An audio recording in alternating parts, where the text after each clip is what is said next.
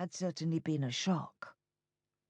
But what still left him with a nasty taste in his mouth had been the confirmation that if only Charlie had been the sort who could have concealed his preference for men, he might have returned to his regiment, been killed or maimed, and nobody would have given a damn. The night porter leapt to his feet as he saw his master approach. He opened his mouth, as though about to say something, but one look was all it took to have the man hand him his cane, open the door for him, and scuttle back to his chair without uttering whatever objection he had been about to raise. Lord Ledbury heaved a sigh of relief as he stepped outside. He'd done all his grandfather had asked of him, made all the sacrifices demanded. He'd resigned his commission, moved out of his lodgings and into Lavernham House, bought the clothes, and begun to play the part, but... He breathed in deeply as he made for the square. The night air was redolent of soot, actually, and damp, with a hint of something indefinably green about it that couldn't be mistaken for anything other than the smell of springtime in England. It took him less time than he would have thought before he was pushing open the gate, considering the state of his leg, for which small mercy he was truly thankful. He might be able to find a measure of peace if he could only stretch out on one of the benches and look up at the night sky through a tracery of leaves.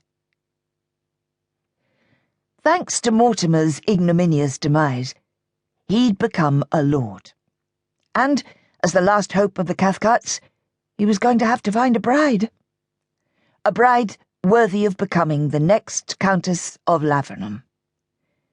To that end, tonight, he'd attended his first ball since he'd become Lord Ledbury. He gave an involuntary shudder as his mind flashed back to the glittering ballroom, the eager faces of the matchmaking mammas who'd clustered round him, the horrible feeling of being under siege. And, God damn it, but wouldn't you know it, with the way his evening had been going, when he finally reached the bench on which he'd set his heart, he found it already occupied by a strapping redcoat and a somewhat reluctant female, to judge by the way she was beating at his broad shoulders with her clenched fists, while he carried on kissing her. He acted without thinking. "Take your hands off her!" His voice, honed through years of bellowing orders across parade grounds, made them both jump. The soldier turned to scowl at Lord Ledbury over his shoulder. "This is none of your business," he snarled. "I am making it my business," he retorted. "This sort of behaviour is completely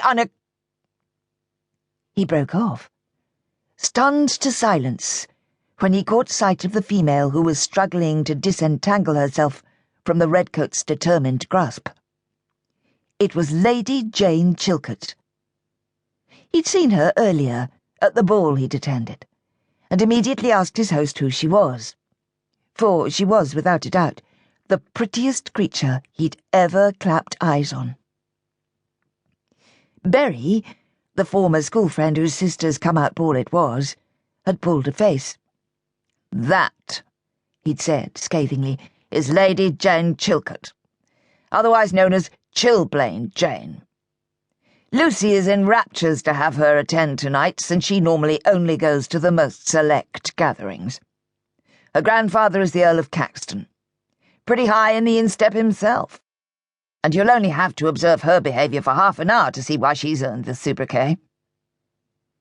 He'd promptly changed his mind about asking for an introduction, taken a seat, and Berry's advice. He'd watched her.